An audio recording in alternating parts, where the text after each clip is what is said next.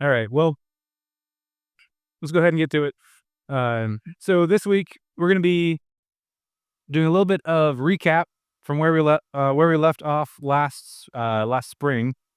We'll basically be jumping right back into what we were doing. So we're going to do a little bit of recap, and then we're going to jump into the book of Ruth, is what we're going to try to cover today. So a quick reminder of what we've been doing. So we're going through just a survey of the Old Testament, kind of in its entirety. So last spring we basically covered the narrative portions of the Old Testament. So the histories, we covered the first 5 books of Moses. So we covered the narrative portions of the Old Testament. So this fall we're going to finish the Old Testament. We're going to cover the rest of the Old Testament with what's called the wisdom literature and then the prophets. Um, yeah, so wisdom literature, the Psalms, Proverbs, Ecclesiastes, prophets, Isaiah, Jeremiah, everybody else there, right? So the narrative, what we're seeing is there's a story being told, right? That's pretty straightforward. And so then that takes a lot more kind of context to understand what's going on in the narrative. And as we move more into the wisdom literature and the prophets, these kind of move into a little bit more kind of timeless nature, where kind of the application is a little bit more right on the surface. So there'll be some transitions there that we'll dig into. Yeah, so basic goals for what we're trying to do here. My hopes, again, is not to do an overview of these books, as in like, hey, here's the book. Now you don't need to read it. You can skip this one. You know everything. Move on. My goal basically is to give you some handles to now then go and read the book for yourself profitably. Right. So you shouldn't leave here today, for instance, you shouldn't leave here going, all right, I know everything about Ruth. I can kind of skip that and move on. You should leave here going, now I can actually feel like I can read Ruth in a way that's going to be helpful and profitable. So that's kind of the approach. In general, I'm going to try to tackle things like the structure, right? Just how is this book organized? How can you divide it? What are the different parts? What are the different main sections of this book that you need to be aware of? A little bit of a theological overview, right? What is this book as a whole trying to say about God, about what God is, about how He relates to the world, and then I'm gonna try to hit a little bit of the redemptive overview, right? What does this book, whatever book we're talking about, what does this book say about the gospel? How does this point us to Christ? So that's kind of one of the main thrusts of why I want to spend so much time in the Old Testament, is to help us start to see how the Old Testament itself, in everything from the stories to its even structure, points us towards Jesus. And then I try to do a little bit of a practical overview, try to do a little bit of a, here are some kind of application points that you can kind of pull out from this book. Here are some ways that you can kind of apply what we've seen here. Each of those is going to vary kind of in what gets tackled each week. Some things is going to be just really complex structure we'll spend most of the time talking about. Some weeks it'll be, hey, this is pretty straightforward, but here are some, really practical things you need to know. So those will vary week to week, but kind of the goal is to say a little bit about each of those: structure, theology, redemption, and practical, each week. So that's kind of the idea. Overview, right? Just kind of to recap what we've done so far. So the structure of the Old Testament of the narrative story can basically be broken down into kind of 3 major sections. So on your handout, this is where we're going to start getting into the blanks, right? To kind of fill in, to follow along. So the first kind of section of the Old Testament story, you could say, is goes from creation to, does anybody know? How do you fill in the blank? Creation up into Judges. That's a good guess. Monarchy. Yeah, that's right. Not that complicated. It's the next line right below it. So creation to monarchy, right? So from the creation of the world up until basically the establishment of the united monarchy of Israel. It's kind of the first block. So that really covers Genesis through Judges. Narratively, Ruth is kind of included in that as well. Right, so there you see creation, you see the fall, you see the call of Abraham. We spent a lot of time on that. You see the exodus out of Egypt. You see the giving of the law at Sinai. You see the conquest of Canaan. You see the period of the Judges. Right, that's kind of this from creation out of nothing up until really Saul takes the throne, is kind of the first narrative block you can think about. Then you have monarchy to exile. Right, doesn't we know what the exile is? What does that mean? What is the exile? Babylonian exile. Babylon takes over the. That's right. Yeah. So when the kingdom of Babylon came and destroyed Jerusalem and hauled off the people of Israel into exile in Babylon, right? So this the establishment of the monarchy with Saul and then David, up to the judgment of God taking the people into captivity, right? So this is Samuel through Chronicles, right? So reign of Saul, reign of David.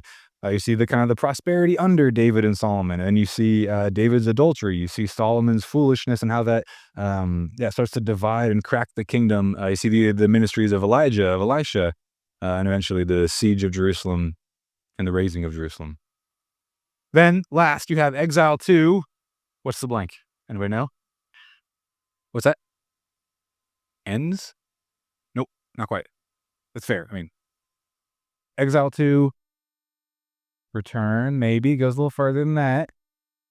Restoration, it goes a little further than that. Where did Daniel take us? In Daniel's prophecies, where did Daniel get us to? What? Yeah, that's right. Christ. Exile to Christ, right? So the Old Testament narrative, the story stops a couple hundred years before Christ, but even in the kind of the prophetic portion of Daniel, we see this pointing up to Christ. And so really it's this, there is the physical return from exile, but one of the cliffhangers that we end with is basically that in Nehemiah, in some of the minor prophets that we'll look at later on, we see this sense of, all right, we've physically returned to the land, but something's still missing. Something's still missing. So the Old Testament itself still ends with this sense of we're kind of out of physical exile, but we're still in kind of a spiritual exile. So the Old Testament itself, the story ends on this bend towards, all right, we're waiting for the new Moses to do the new Exodus to bring us out of bondage into true freedom. Then you get Matthew 1, genealogy of Christ.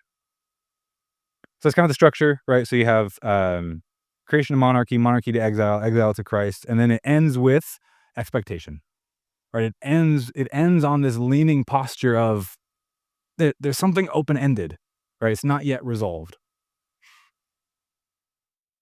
So the theology, basically the big idea, one of the big ideas that we kept hitting week after week after week after week is just that God is not a participant in history. That's the next blank. God is not a participant in history. He's the author of history. He's the author of history.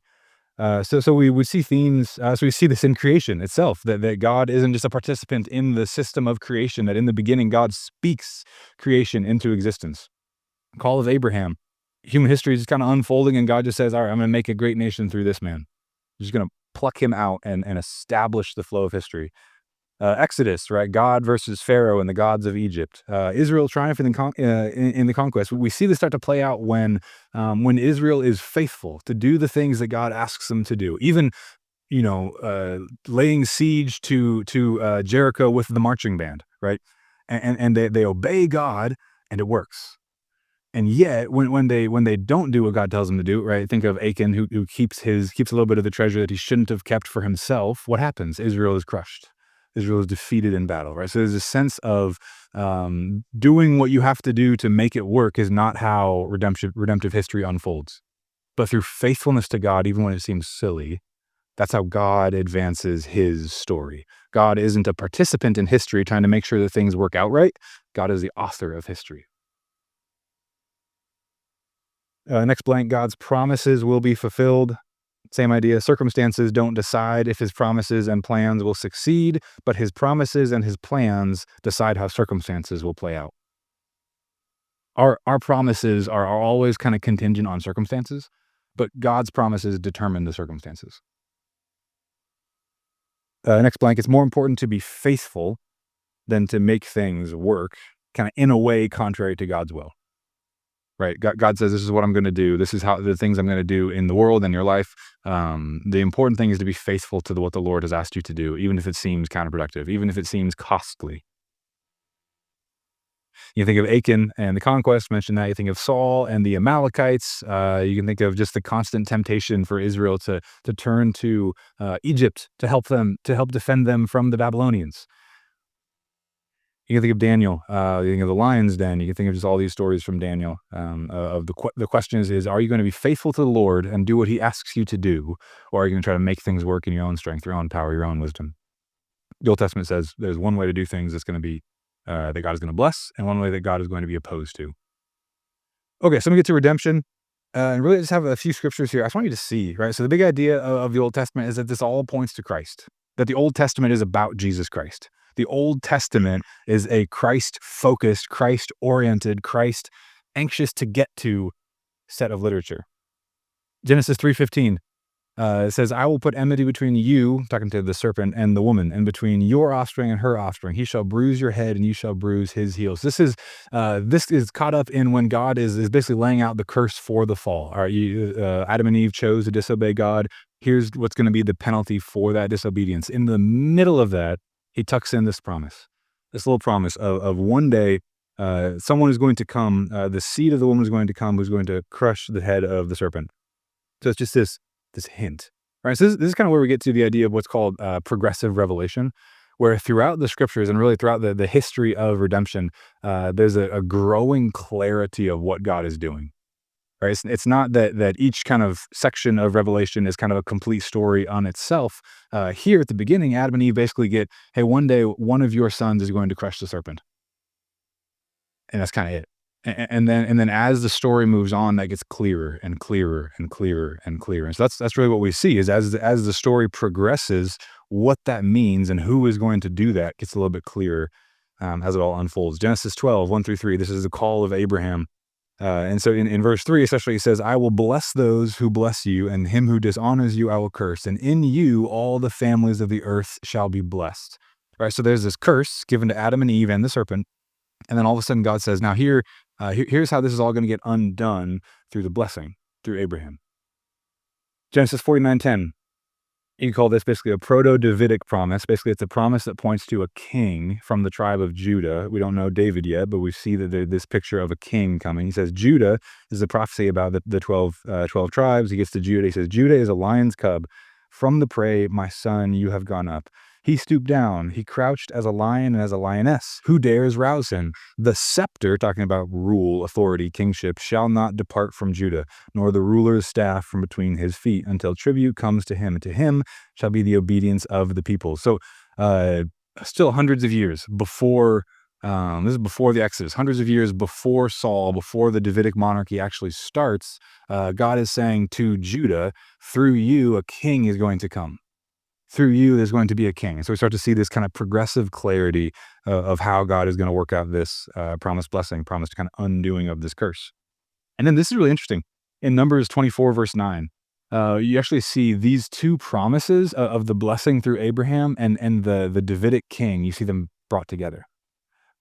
So this blessing through Abraham and this king that Judah was promised are actually going to be one and the same thing. Numbers 24, verse 9 says, this is a prophecy about Israel. He says, he lay down like a lion, like a lioness. Who will rouse him up? Blessed are those who bless you, and cursed are those who curse you. Right. So you see that tethering together of the promise to Judah, right? This idea of the lion who's crouched down, who will rouse him, and you see the promise to Abraham: those who bless you, I will bless you. Right. So there's this tethering together of the Abrahamic promise and the Davidic promise. Then just a few verses later in the same chapter, Numbers 24, verse 17, I see him. Right. This is what's so interesting. This is a pagan witch doctor, basically, who God is using to prophesy about Israel. And this king basically hired him to curse Israel, and he just can't, because God just kind of won't let him. And so he's talking to this king, and he's telling him what the visions that God is giving him about Israel. And he says this, I see him, but not now. I behold him, but not near. A star shall come out of Jacob, and a scepter shall rise out of Israel. It shall crush the forehead of Moab and break down all the sons of Sheth. Right, so there's this picture of there's a star who's going to rise. There's going to be one who will come from this nation who will crush the head of the serpent, who is the king, who is the seed of Abraham, will bring about this worldwide blessing. Right? Do you see how this kind of the clarity of what the Old Testament is trying to say is kind of getting clearer and clearer and clearer and more focused and more focused and more focused on there's a man coming who's going to do something profound. Genesis, Exodus, Leviticus, Numbers, we are 4 books into the Old Testament. We are getting laser focused on Jesus Christ. Deuteronomy 18:15, we'll cover just 3 more. We see that Christ is the prophet, a promised prophet.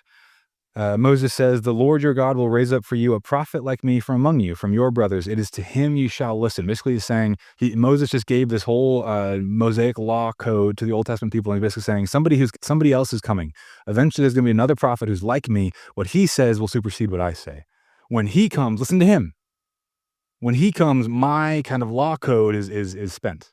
Now listen to him. First Chronicles 17, and then that gets affirmed in Matthew 17 with the transfiguration. Get into that later. First Chronicles 17. How's the mic doing? Did it cut out? Mic's fine. Great, great. First Chronicles 17, 11, verse 13 through 13. Christ the King. Christ the King. This is where the promise to David gets really crystal clear. When your days are fulfilled to walk with your fathers, I will raise up your offspring after you, one of your own sons, and I will establish his kingdom. He shall build a house for me. This son of David shall build a house for the Lord. I will establish his throne forever. I will be to him a father. He shall be to me a son. I will not take my steadfast love from him as I took it from him who was before you. That's Saul is the one who was before David. So this son of David is going to be a king. There's Zechariah 3 verses 8 through 9. This isn't in the narrative. We didn't cover this yet. We'll cover this in a little bit. This is in one of the prophetic books, but this is just really helpful to see kind of this clarity, this growing clarity of the revelation in the Old Testament. Christ, anybody know? We got prophet, we got king, priest. Yeah, Christ the priest. Hear now, O Joshua, the high priest, which is interesting. Joshua is a English version of the same name that is Jesus. Right? Fun fact. So Joshua is kind of the direct from Hebrew English version of Jesus. Jesus is the via Greek version of the same Hebrew name. Interesting. Here now, O Joshua the high priest, you and your friends, the other priests, who sit before you, for they are men who are a sign. The Old Testament priesthood points to something. They're a sign. They point to something. Behold, I will bring my servant, the branch, for behold, on the stone that I have set before Joshua, on a single stone with 7 eyes, and we can talk about that later, I will engrave its inscription, declares the Lord of hosts, and I will remove the iniquity of this land in a single day. In a single day. This priesthood is a sign that points to someone, the servant of God, who's going to come to do what? To remove the sins of his people in a single day. So all the Old Testament is bent towards Jesus Christ. It is leaning towards the revelation of Jesus Christ. It is leaning towards fulfillment in Jesus Christ, the prophet, the priest, and the king. A few blanks in that next paragraph. The narrative closes with the people of God waiting for a new Moses to usher in the new Exodus, to establish the throne of the new David, who will bring about an age of worldwide blessing. Thinking back to Abraham, the Old Testament ends leaning forward to the new covenant. The Old Testament ends leaning forward towards Jesus Christ. So that's what we tried to cover last spring.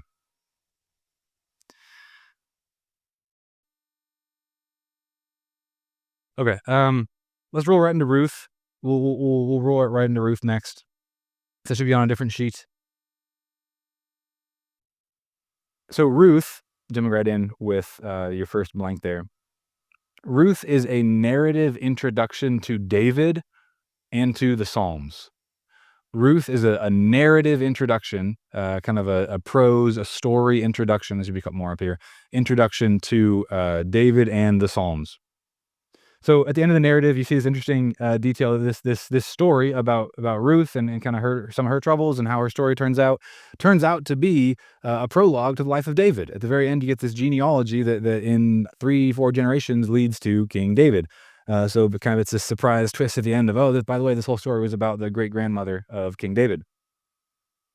So there's some interesting notes. Actually, it's interesting that Michael talked about the Septuagint today. I had a couple of notes on some of that stuff to share here about Ruth. So there's some interesting ways that you can kind of reflect on different ways that the Old Testament canon, the book order, has been structured. So there's a couple of different historic ways that people have ordered the Old Testament, right? All, same books. These two main orders all include the same books, but just kind of group them slightly differently. And so basically, there's kind of two sources of this. One of them comes from the Septuagint, Pastor Michael mentioned. And so this is basically the one that we have in our English Bibles, right? This is kind of the one that most English-speaking Christian traditions follow, is the canon order that comes from the Septuagint. So why this diversity? Why is there any kind of disagreement on how these books should be structured? So originally, these books, what we know of as a book, right, didn't exist until a couple hundred years before Christ. right? Meaning that like this way of having a book structured kind of all in this way is what's called a codex. That didn't come into being until the second, third century before Jesus, and for hundreds of years, this way of doing books was basically like how you would do notebooks. So this way of doing books was primarily used for like military generals, kind of keeping notes on how their campaigns were going. It was an easy way to store their notes. How most important things were stored were in scrolls, right? Books were scrolls for time immemorial, right? And so you had, um, so you had the Old Testament books, right? These Old Testament scrolls were grouped together in certain ways. So that, they would pair together in certain ways. Like the 5 books of Moses, there's a pretty clear narrative structure. Obviously, there's one way to order these 5 things. But basically, then there was a little bit more flexibility. It wasn't well, how did you publish your book? It was in the baskets of scrolls that you have. How do you think about the canon order is much more kind of conceptual idea. It wasn't just how do you publish it, it was kind of how do you group them together. So there's a little more flexibility, just in the order of the books. Eventually they get more solidified. So you get the Greek version through the Septuagint, which is interesting. It's in Greek, but it was produced by Greek speaking Jews to help Greek speaking Jews read their Bible. Right, so it wasn't like the Greeks kinda got a hold of this and kinda put it through a blender and did their own thing with it, right? It was, basically Jews in Egypt saying, "Our people don't know Hebrew, but they do know Greek. Let's give them access to their scriptures." So there's good reason to believe that that order even it predates the Septuagint itself. But then in the so that's where you get basically Moses, the first 5 books, and you get the history books, and you get poetry, the Psalms, and wisdom literature. Then you get the prophets, right? So that's kind of the English order that we're used to. There's another order that you see pointed to in the New Testament itself. Is kind of this other more Hebrew order of the law, the prophets, and the writings, right? Or Jesus calls it once the law, the prophets, and the Psalms, right? Where it's a little bit more, a little bit of a different order. All that to say, the book of Ruth kind of moved around a little bit, which is kind of interesting. So in our Bibles, the way that we have English Bibles published, Ruth comes right before First Samuel, which makes a lot of sense because narratively it happens at the end of the period of the Judges, and then and the book of Ruth, the story happens right before the story of the book of First Samuel. That's a great place to have it. That makes perfect sense. But in the Hebrew canon order, it actually falls as basically the narrative prologue of the book of Psalms. Right, so you'd have the law, the prophets, and then here's Ruth and the Psalms. Basically an introduction to the book of the Psalms, which is really interesting. There's some helpful things that you can just kind of think through, reflecting on that. So, couple caveats. I personally don't think that it's a huge deal, kind of what order those fall in. I think there's a helpful way to reflect on either way. I think based on where you put different books in the scriptures, there's kind of you might see things a little bit differently. But at the end of the day, what you're seeing needs to be in the text itself, not kind of in its order. So the important thing is the contents of the book. The order is a little bit flexible. It's not unimportant, but I think it's somewhat inconclusive and not something to get too crazy about. Anyways, okay, so let's dive in a little bit. So Ruth within the book, getting into the next blank we have there. Ruth holds up Boaz, the kind of the man that we're going to be in the story, as a kinsman redeemer who is the agent of God's blessing for Ruth and Naomi when they were in poverty. Ruth reminds the reader, so this is kind of, remember, it's trying to point us to David. Ruth reminds the reader that David was to Israel what Boaz was to Ruth in order, right? So it's looking back on both Ruth and Boaz and Israel and David in order to point forward to what the Christ will be to the world. Right, so it looks back on both Ruth and Boaz, looks back on David and Israel in order to look forward to the coming Christ. Ruth looks back to Boaz and David helps us look forward to the Christ, the son of David. Ruth pairs with the Psalms. Like I mentioned, Ruth gives the narrative and family introduction to David in order to point to the ideal David, Jesus. The Psalms, especially the first 2 Psalms, or remember, imagine yourself reading the book of Ruth, assuming you have some familiarity with it, and then immediately turning into Psalm 1 and 2. Reading Psalm 1 and 2 after that. The Psalms, especially the first 2 Psalms, give the poetic introduction to the ideal and coming David. This blessed man who dwells in the law of the Lord. This Psalm 2, the Son of God who's appointed king, against whom the nations rage. Ruth tells the story of how God saved a faithful family. That's the next blank, through Boaz, small scale, in order to remind us of how God saved a faithful nation through David, medium scale, in order to point us forward to how he is and will save a faithful global people through Jesus. Let's see. So here's the story, basically in kind of a condensed form. So we meet this woman named Naomi and her family, and she and her husband, they move away from the promised land to Moab. They move because of a famine in the land. One of the important things about reading Old Testament narratives is that you need to start to read Old Testament narratives kind of through the lens of the Pentateuch law, through the lens of the law of Moses. So when we see there's a famine in the land, we kind of think, oh, that's a bummer. That's kind of a hard deal. That's too bad. When a Pentateuch-shaped mind reads Ruth and reads there was a famine, so they left, they should see God's judgment was on that land. God was judging their unfaithfulness to him, and so sent a famine. This is exactly what God promised he would do in Exodus, in Deuteronomy. And so as you read this through the lens of the Old Testament, you should start out to saying, it's not necessarily commentary on Naomi, on her sin, but the sense of because Israel was unfaithful, God's judgment expelled Naomi.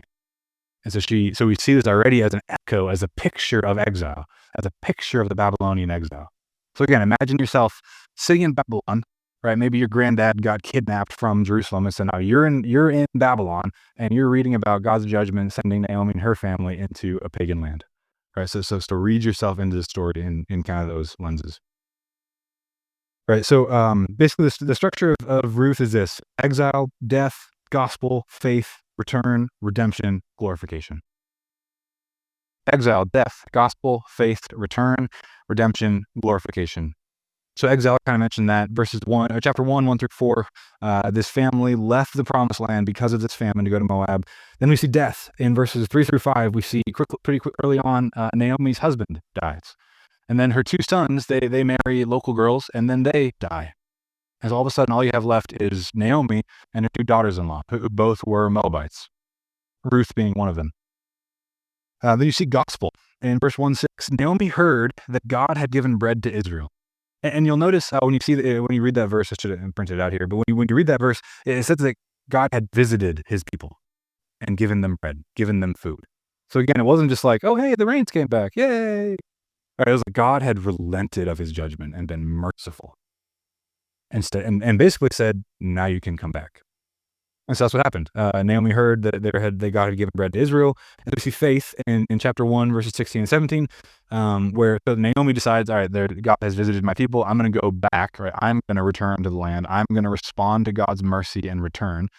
And basically she says to her daughters-in-law, hey, this is my people. Like, I can't give you any more sons. Like, these are not your people. So just you stay here and find new families here. No hard feelings. Love you guys. See you around. And one daughter-in-law is like, okay, that's great. And so she does. But then Ruth, it's really interesting. Ruth makes this religious covenant with Naomi, right? So we see this, this language of, wherever you go, I will go. Your people will be my people. Your God will be my God. This is covenantal language. This is, I am committing myself to you, to your people, to your God. So it's more than just, no, we're good buddies. I'm going to stick with you. I really like you, Naomi. I'm not going to leave you behind. It's actually, I believe in your God.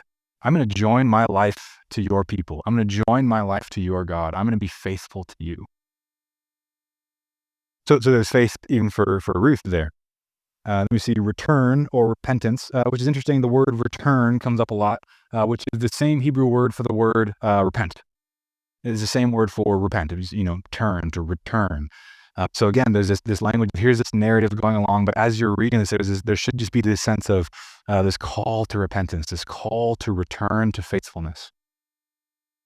This isn't just like an interesting, Disney Channel rom-com. This is there's a moral, there is a repentance-laden invitation in this story.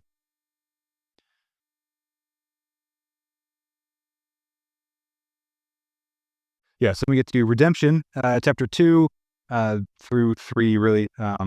So basically, when they get back to the land and they're in poverty, and so basically Naomi says, "Well, I know this guy Boaz. He's a relative of mine. So what you should do, you should go and glean behind his reapers. I'll explain what that means. Glean behind his reapers so that we can kind of have some food to eat." So basically, God had given a law again in the Pentateuch in the first 5 books, basically saying that you can't pick up the grain that you drop after having tried to pick it. Does that make sense? Right. So you're trying to collect the grain. I don't know how this works. Collect the grain, you put it in your basket, and a little bit falls. You're not allowed to pick that up. See why? So that you kind of get first dibs because it's yours. You grew it. You put your grain in the bag, but then whatever just spills out, that's for other people who are in need to come and pick up food. Right. So that's what people would do. They'd have the reapers going through collecting the grain, but they'd be just kind of leftovers, right? There'd just be some stuff that would fall to the ground, right? Basically, Heather and I have an apple tree in our backyard, and I'll kind of, I have a little stick to pull them down, try to pull one down. I get the one down, it falls in the little collection basket, but then as I'm pulling, 2 or 3 others fall on the ground. In Old Testament law, I should leave those there for the poor people to come pick them up, right? That's not how things work, but that's the idea, right? As in the act of harvesting, sometimes there's stuff that's left over. So basically poor folks would follow around these reapers, the collectors, to collect what was on the ground. Not a safe place to be. Again, you're exposed. People know by being there you are a vulnerable person.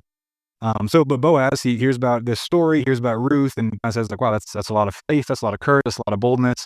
All right, boys, take care of her. Make sure she doesn't no one harasses her. Make sure she gets what she needs. Even gives her water. And I think invites her over for a meal. I say he's being very kind to this woman." So there's just this, let's see. Anyways, so we see in 2:12, this is really interesting. Boaz says to Ruth, "The Lord repay you for what you have done, and a full reward be given you by the Lord, the God of Israel, under whose wings you have come to take refuge."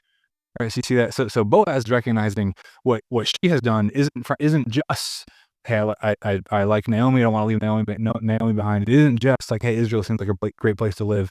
This is where Boaz sees that Ruth is taking refuge under the wings of the Lord. That this is a faith act of Ruth towards the Lord. And then later, eventually Naomi says, "Hey, Boaz is a great guy. He's what's called a kinsman redeemer. He's a next of kin. Basically, he has the right to buy the property that belongs to Naomi's family, and in that also has the right to buy that land. He also would have to marry Ruth, or would get to marry Ruth. I don't know, depending on how you frame it." And so basically, Naomi says, "Hey, you should go talk to Boaz and see if he'd be interested in doing that."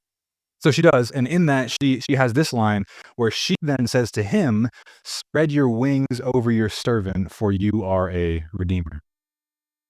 So there's this tying together of the redemption of God coming through one of God's agents, coming through an individual agent that again should point us to us or Israel as Ruth to David as Boaz, and again in post that era as looking to the Christ, as we are now Ruth coming to Christ saying, "Spread your wings over us and be the redemption of God for us."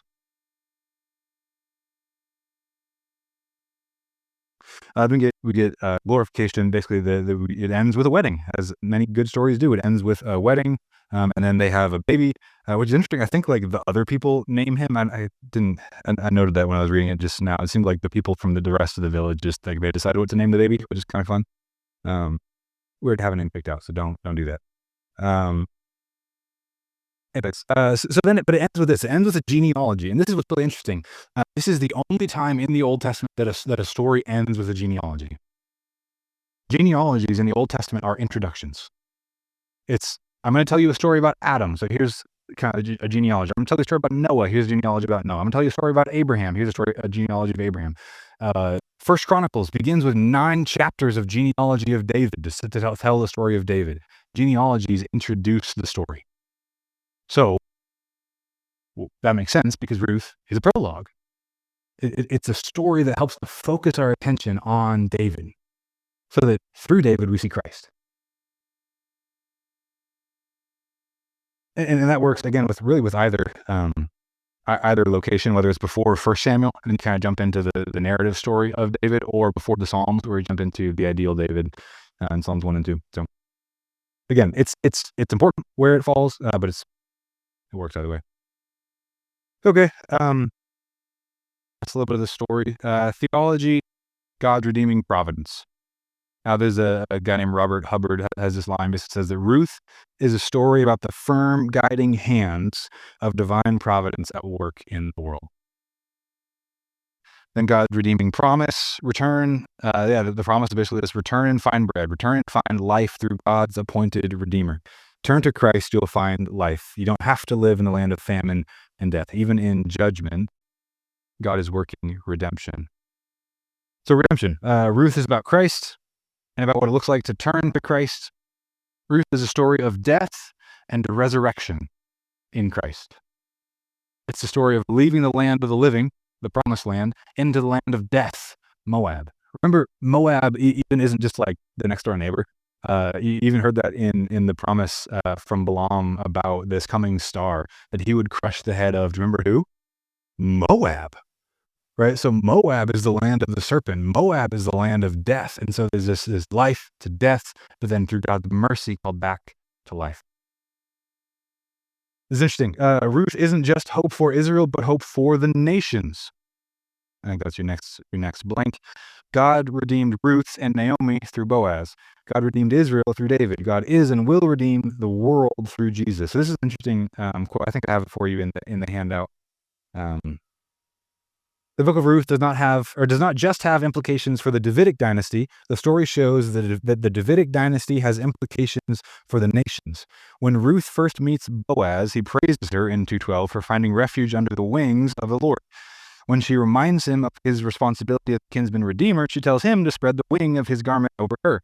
His marriage to her anticipates the nations finding refuge under the wings of the Lord through a Davidic descendant. That's Jesus. This stress on finding refuge becomes extremely important, especially in the next book, the writings, that we'll get to here. Right, so the Psalms and the rest of the wisdom literature become a spelling out of what it looks like for the nations to find refuge under the wings of the Lord. So Naomi is an Israelite, finds redemption through taking refuge in the Lord. Ruth is a Moabite. She's not an Israelite, and yet finds redemption through taking refuge in the Lord. So then I have listed for you. You can read those on your own. Basically, just lots of places in the Psalms where we see this kind of Ruth echo of take refuge in the Lord, find refuge under the wings of the Lord. How that becomes one of the recurring themes of the book of Psalms. Blessed are those who take refuge in Him. Talking about this son. Psalm 5, all who take refuge in you rejoice. Spread your protection over them. Psalm 16, I take refuge in you. Psalm 34, blessed are those who take refuge in Him. Psalm 36, the children of mankind take refuge in the shadow of your wings, right? So reading the Psalms, we see these echoes of Ruth. Or another way, Ruth kind of preempts us and prepares us to read the Psalms. Yeah, application. Turn to Christ, the greater David, greater Boaz, take shelter in the shadow of the wings of the Most High. And then this is helpful as well. Basically, I'd say it this way: live faithfully and trust yourself to God in the highs and lows of a very normal life. So the story of Ruth, it's dramatic, but it's kind of just someone moved and they moved back and then they got married and they had some kids. That's not that interesting. And yet, God did things through this story. So in some sense, the story of Ruth is a story of, hey, seek the Lord, live faithfully, live uprightly, be loyal, live a life of repentance, of returning to the Lord, live a life of seeking refuge in the Lord. And then don't get too hung up on if your life doesn't feel as exciting as you thought it might be. These very normal stories are how God does profound things. These very normal stories of living a faithful life. Be good husbands and wives. Raise children faithfully. Be a good member of a church. Work your job well and faithfully. These are the things that God uses to change the world. These are the things that God uses to transform history. Stephen Dempster, in his book, says, the little story of Ruth has been caught up in a much larger story. Again, you read this and all of a sudden you get to the end and you're like, oh, wow, this is David's great-grandmother. This is a big story. Next blank, Ruth introduces us to David, sets up the Psalms. We see Naomi's and Ruth's, Jews and Gentiles invited to find refuge. in God through the Lord's anointed King, the Son of David. Last, Ruth invites us to of our sin and self, leave behind our own motives, take covenant refuge in the Lord through the greater David, Jesus, the true bread sent from the Lord in Bethlehem. Oh yeah, I don't even think I mentioned that. So the whole story takes place in Bethlehem, where Jesus was born. Interesting. Anyways, that's all I got. I'll pray and we'll be done.